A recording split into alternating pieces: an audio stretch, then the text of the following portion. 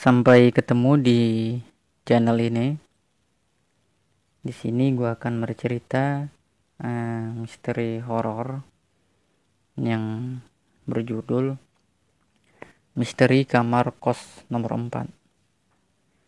Di sini nama ataupun tempat saya samarkan karena sengaja untuk melindungi daripada privasi yang memberikan informasi ataupun cerita. Ini gue dapet dari email dari subscriber gue sendiri yang gue samarkan namanya itu Dian. Nah, Dian ini seorang gadis desa yang dia itu harus bekerja di luar kota demi mencukupi kebutuhan keluarganya. Nah, saat dia ditempatkan di sebuah kota yang jaraknya kurang lebih sekitar 60 km dari tempat tinggalnya. Nah, Dian ini terpaksa harus menempati kos tempat tinggal rumahnya. Yang mana tempat kos ini dulunya rumah Belanda berhantu karena rumah itu bisa dibilang cukup murah dari kos lainnya. Nah, langsung saja gue ceritakan misteri horor kali ini. Pada tahun 2016 lalu, itu tinggallah keluarga kecil di sebuah desa yang terletak di salah satu kota di Provinsi Jawa Barat. Nah, sebut saja Dian. Nah, Dian ini adalah seorang wanita karir yang bekerja di sebuah koperasi simpan pinjam di kotanya. Dengan pekerjaannya itu, Dian harus bisa mencukupi kebutuhan keluarganya. Sedangkan ayah Dian sudah lama meninggalkan keluarganya karena dia menikah lagi dengan wanita lain. Dan sampai sekarang Dian tidak tahu di mana ayahnya tinggal. Di rumah Dian hanya tinggal bersama ibu dan satu adiknya yang masih berumur 8 tahun. Jadi bisa dibilang Dian adalah tulang punggung keluarganya.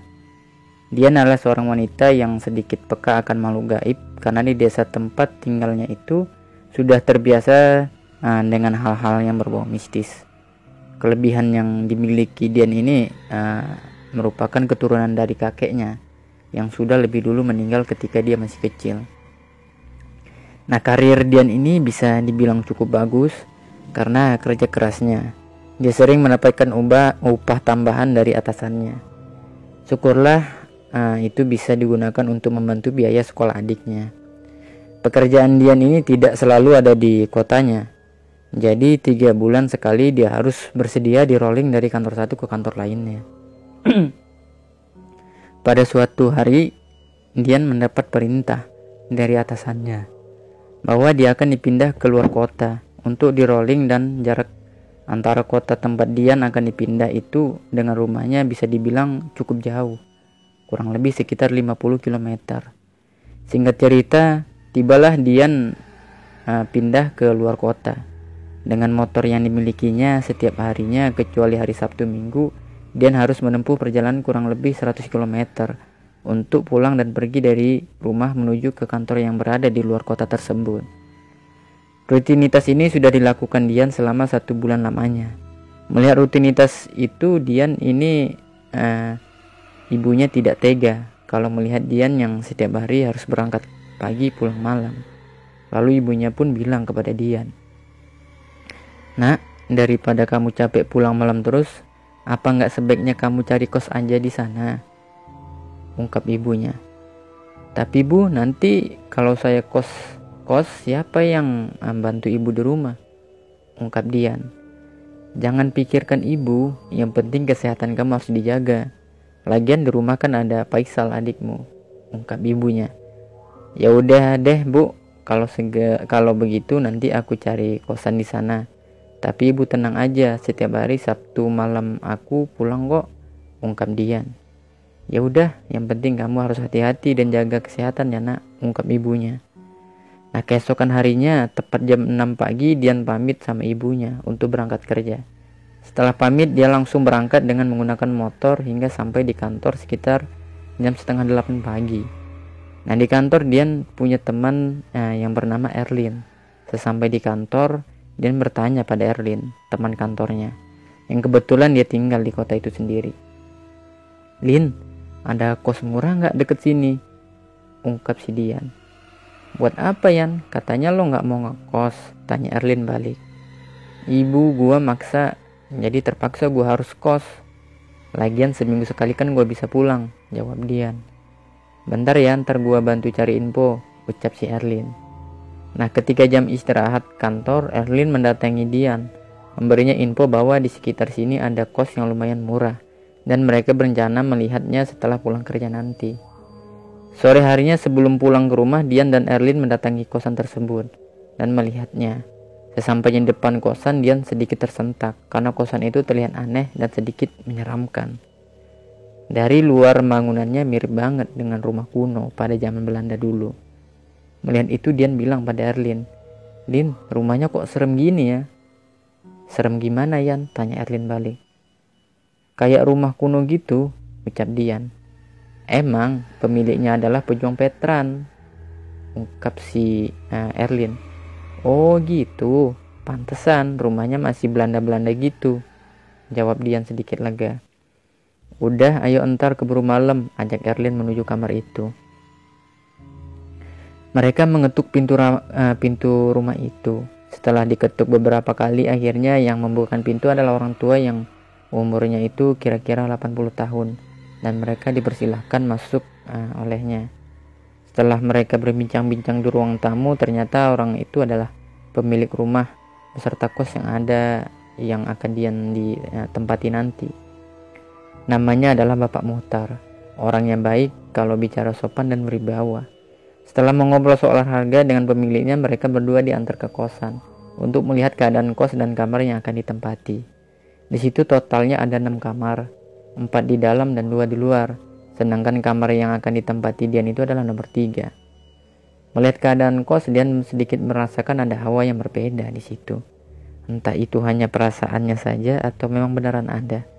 Nah, setelah selesai melihat, mereka berdua pamit pulang dan akan memberi keputusan nanti malam melalui telepon. Mereka pun pergi meninggalkan kosan rumah Belanda itu dan mampir di warung untuk makan. Ketika berada di warung itu, Dian bilang pada Erlin, "Lin, gak ada kosan yang lain apa? Itu kosan kayaknya serem amat." "Ada sih, tapi mahal. Katanya lo pengennya yang murah," jawab Erlin. "Iya sih, tapi," ucap Dian sedikit ragu. "Nah, udah gak apa-apa Yan. Lagian lo kan cuma 2 bulan aja di sini," bujuk Erlin. "Ya juga sih, yaudah deh, gua mau," jawab Dian dengan yakin. Nah, memang kosan di situ dibilang cukup murah, tapi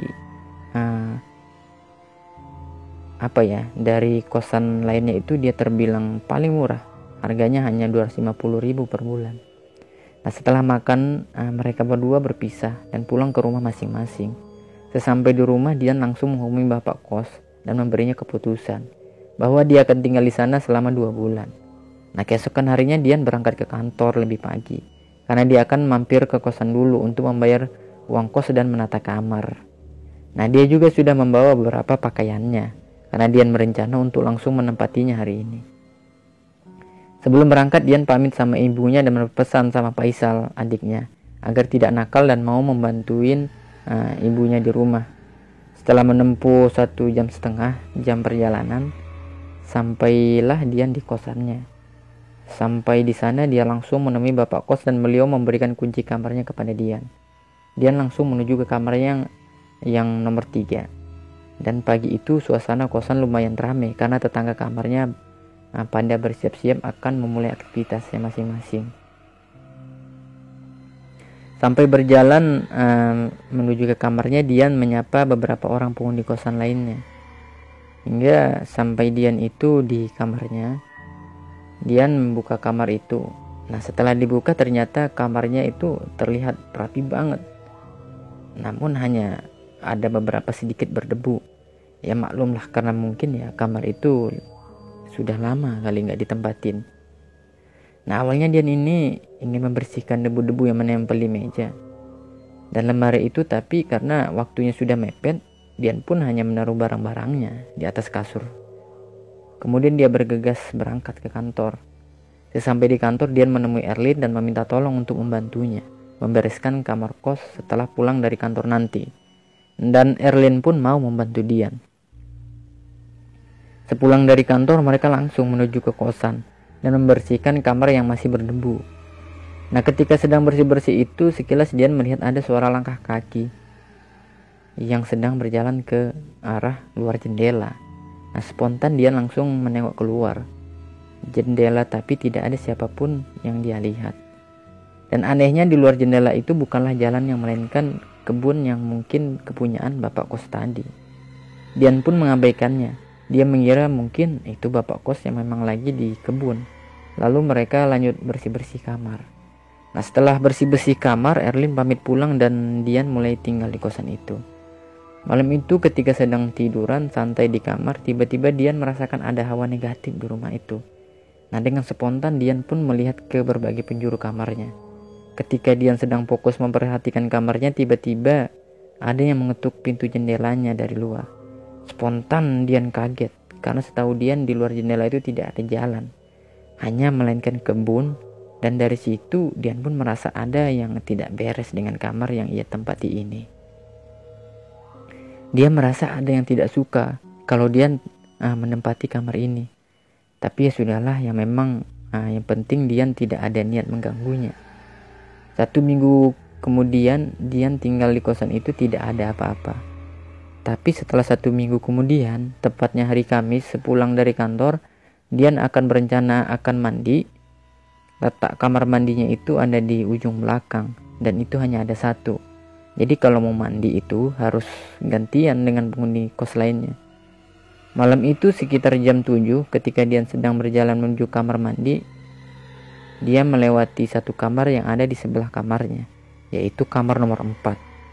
Nah, setelah berjalan, asik-asik sedang berjalan di depan kamar nomor 4 itu, tiba-tiba Dian mendengar ada suara wanita yang sedang bernyanyi sangat merdu. Mendengar itu spontan Dian berhenti sejenak dan mendengarkan suara nyanyian itu lebih jelas lagi.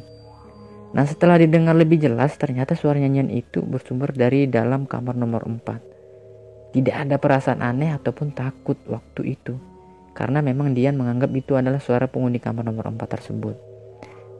Dan dia lanjut berjalan ke kamar mandi untuk mandi.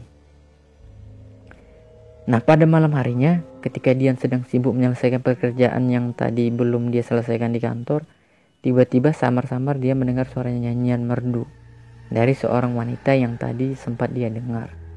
Dian mengabaikannya karena dia menganggap itu adalah suara tetangga kamarnya memang sengaja nyanyi.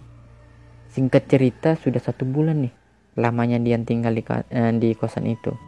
Dan selama 1 bulan itu, setiap malam Jumat ia selalu mendengar suara nyanyian seorang wanita dari kamar nomor 4 tersebut. Hingga akhirnya muncullah rasa penasaran dalam diri Dian. Dia mencoba mencari tahu tentang kamar nomor 4 itu. Nah, setelah pulang dari kerja, dia mendatangi kamar tetangga sebelah yang menghuni kamar nomor 3. Nah, dia adalah Sarah.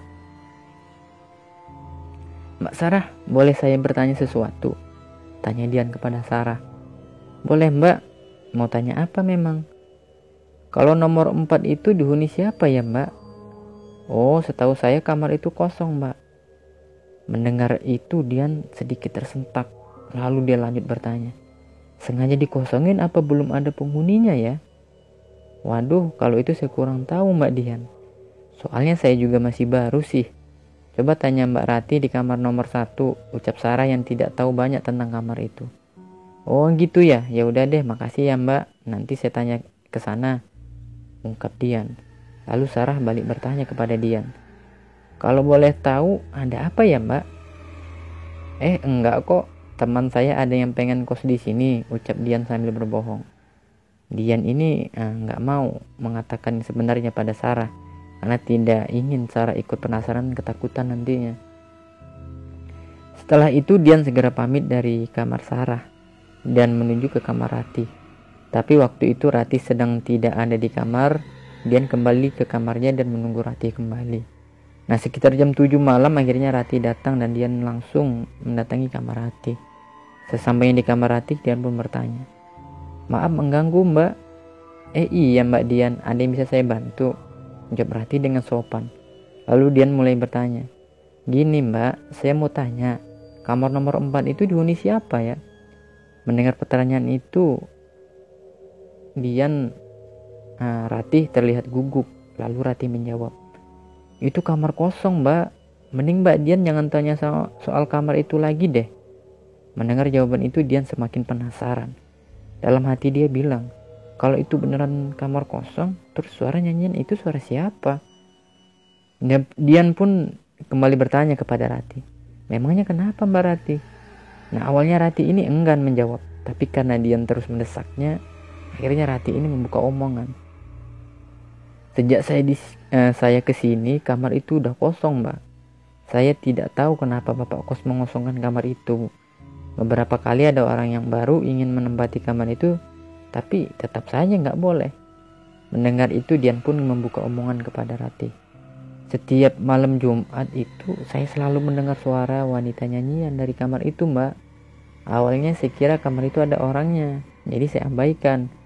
Memang dulu saya juga tinggal di kamar 3 yang Mbak tempati, dan saya juga sering mendengar suara itu, Mbak," ungkap Ratih. "Makanya saya pindah ke kamar ini agar lebih jauh," ucap Ratih yang ternyata juga tahu tentang suara nyanyian itu. Nah, mendengar itu Dian syok. Ternyata apa yang dirasakan itu memang benar, bahwa di situ memang ada penghuninya, tapi bukan manusia melainkan makhluk halus. Dian bukannya takut tapi malah lebih penasaran.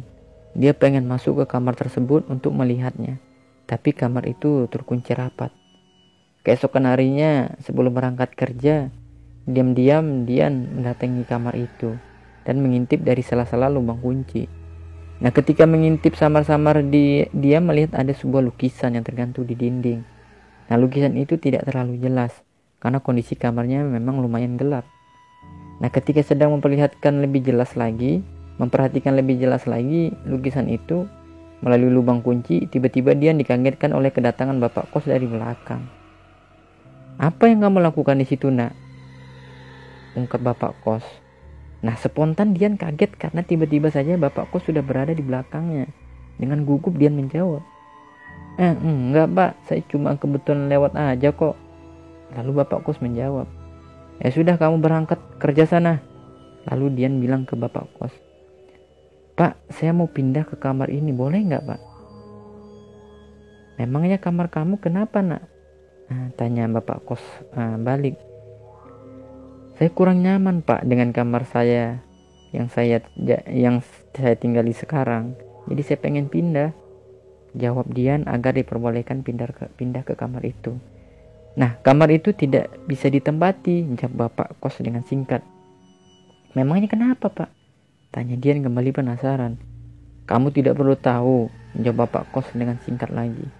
Nah, mendengar penjelasan dari bapak kos ini, Dian malah semakin penasaran. Sebenarnya ada apa sih di kamar itu, dan kenapa sampai tidak boleh dihuni? Tapi usaha Dian tidak berhenti sampai di situ. Dia terus membujuk bapak kos untuk diperbolehkan pindah ke kamar itu.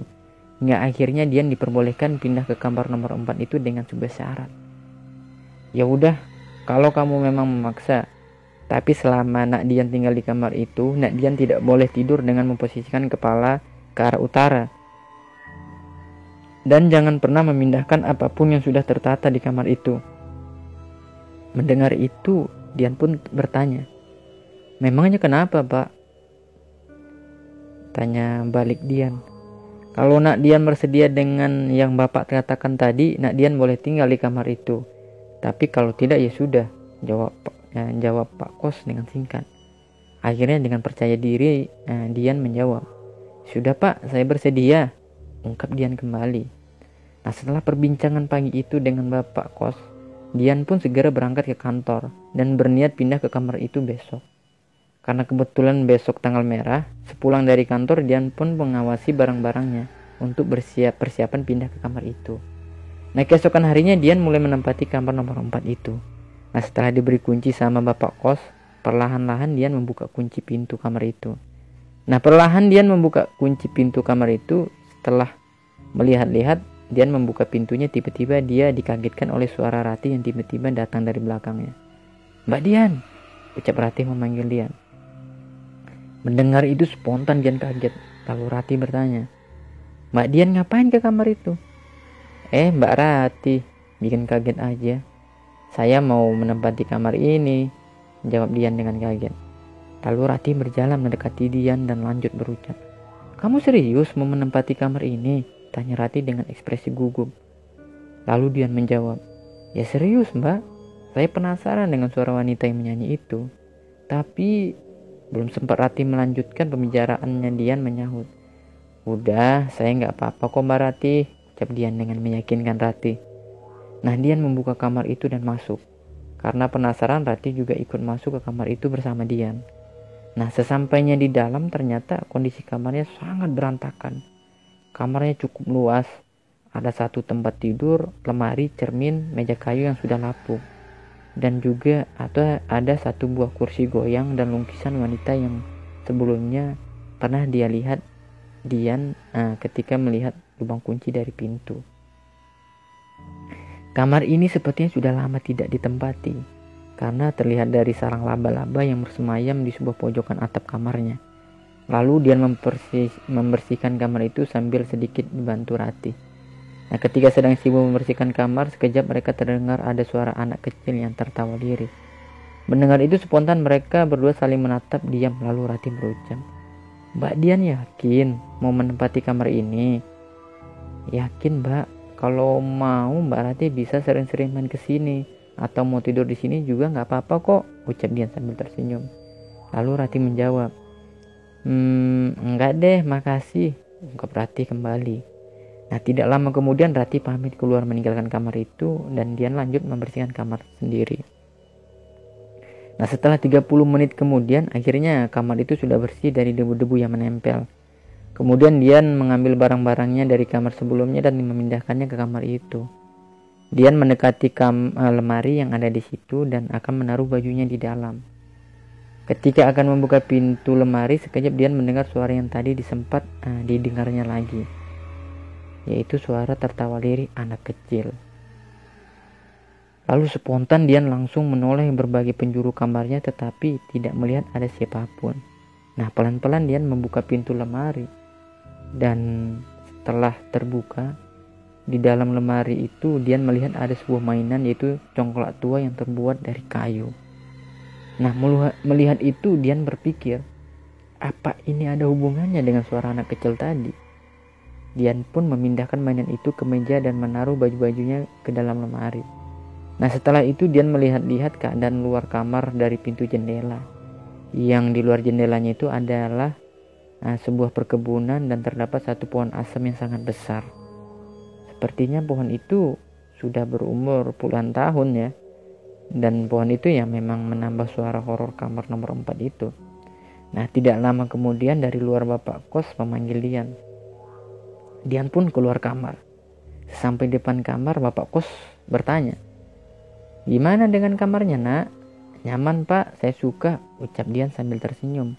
Baguslah kalau begitu, jawab bapak kos dengan singkat. Lalu Dian bertanya, kalau boleh tahu kenapa kamar ini tidak pernah ditempati ya pak? Tapi bapak kos tidak menjawab dan pergi meninggalkan Dian dengan raut wajah yang sedih. Nah, singkat cerita, 5 hari lamanya Dian menempati kamar itu dan tidak ada yang aneh. Dia tetap menempati kamar itu sambil beraktivitas seperti biasa. Dan pada suatu hari ketika Dian sedang di kantor, tiba-tiba temannya bernama Erlin bilang kepada Dian, Yan, lo tahu nggak, kata si Benny, kosan yang lo tempati itu ada hantunya tahu? Hantu? Masa sih? Ucap Dian dengan senyum. Nggak tahu juga sih. Tadi gua bilang ke Benny kalau lo tinggal di kosan itu. Nah, dan Benny ini bilang ke gua kalau di situ ada hantunya. Coba mending lo pindah aja deh. Nanti gua bantu deh cari kosan yang sama murahnya, ucap Erlin dengan panik. Lo tenang aja Lin, kosannya nyaman kok dan gak ada hantunya, jawab Dian meyakinkan Erlin. Tapi kata Benny gitu Yan, dia yang lebih tahu daerah sini, ucap Erlin sambil ngeyel. Din, denger ya, gue yang nempatin kosan itu dan gak ada apa-apa. Jadi lo jangan percaya Benny deh. Dia cuma mau nakut-nakutin doang, ucap Dian meyakinkan Erlin, walaupun sebenarnya Dian juga merasa kalau dikatakan Erlin itu sebenarnya emang benar. Nah, setelah mendengar pembicaraan Dian dengan Erlin itu, Dian semakin yakin kalau ada sesuatu di balik rumah yang ditempatinya itu. Nah, waktu sudah menunjukkan jam 7 malam, ketika ada lembur, jadi terpaksa Dian harus pulang malam. Dan malam itu ketika Dian masuk ke dalam rumah, tiba-tiba disapa oleh seseorang ibu-ibu yang memang kebetulan duduk di kursi depan pintu masuk. Nah, inilah di sini nih puncak horornya. "Baru pulang, Nak," ucap ibu itu. Lalu Dian menjawab, "Iya, Bu, ada lembur tadi di kantor." Entah kenapa ketika melihat ibu itu, bulu kuduk Dian tiba-tiba langsung merinding. Nah, kemudian Dian bertanya kepada ibu itu, "Maaf, Bu, ibu ini siapa ya? Soalnya nih saya belum pernah lihat ibu sebelumnya." "Oh, saya ibu kos. Saya memang jarang keluar rumah," jawab ibu itu dengan ramah. Nah, mendengar itu Dian sedikit lega. Ya, meskipun sebelumnya memang Dian tidak pernah bertemu dengan ibu kosannya ya. "Oh, pantesan saya tidak pernah melihat ibu. Ya udah deh, Bu, saya masuk dulu," ucap Dian sambil pamit masuk. Dan ibu itu menjawab sambil mengangguk senyum. Nah, sampai di kosan, di dalam kosan itu Dian dipanggil Ratih. Lalu dia diajak masuk ke kamar Ratih. Sesampainya di dalam kamar, Ratih bertanya nih kepada Dian, "Mbak Dian, tadi di depan ngobrol sama siapa?" "Oh, tadi saya ketemu ibu-ibu kos, jadi saya menyapanya," jawab Dian dengan tenang. Ratih tiba-tiba tersentak setelah mendengar pertanyaan dari Dian. Lalu Ratih bertanya kepada Dian, "Kamu sebelumnya pernah bertemu dengan ibu kosan gak?" Tanya si Ratih. "Belum, baru kali ini dan ternyata orangnya ramah ya," jawab Dian dengan tenang.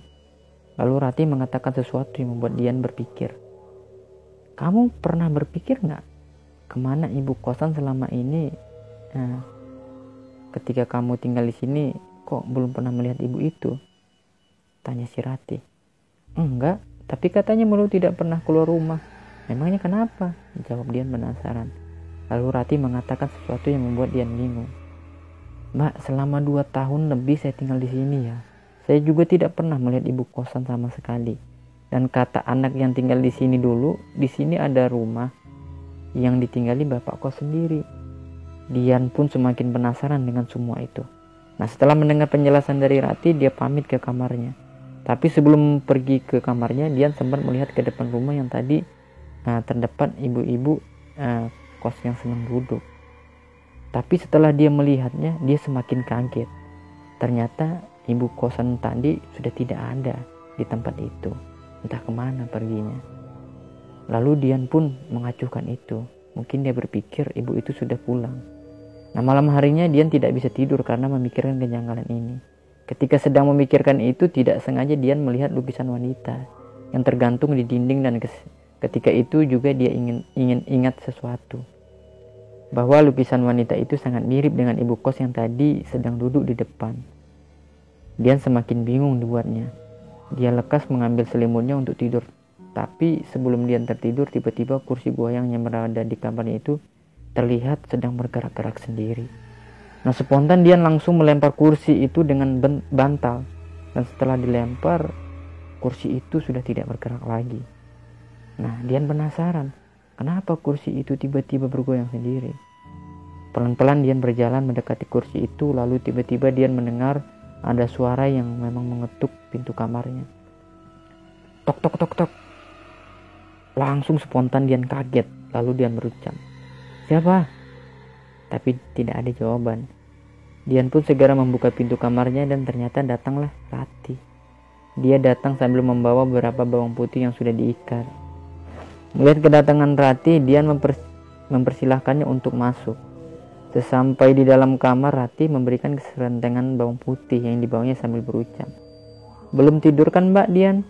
"Belum Mbak, ada apa ya?" "Ini Mbak, saya bawakan bawang putih.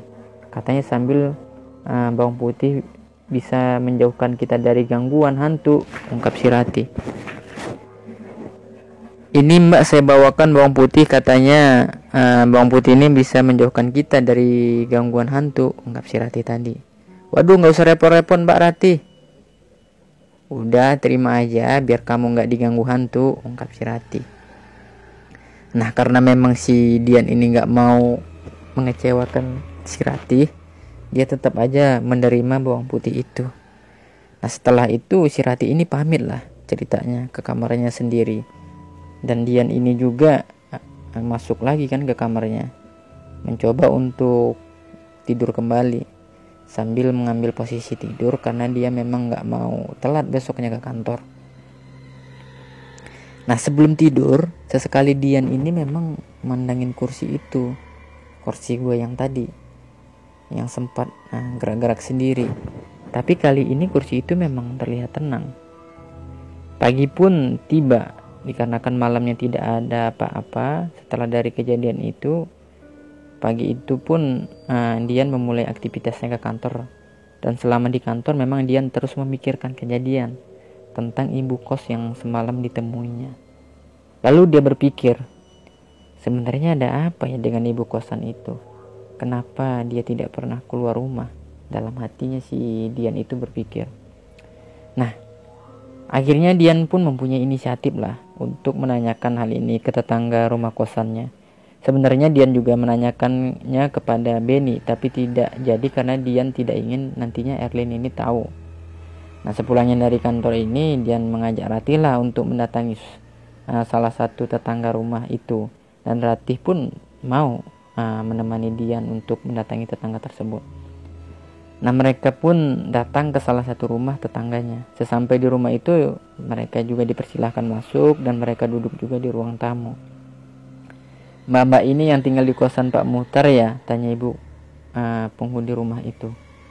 Lalu Dian menjawab, iya Bu, saya kesini ingin tanya sesuatu nih.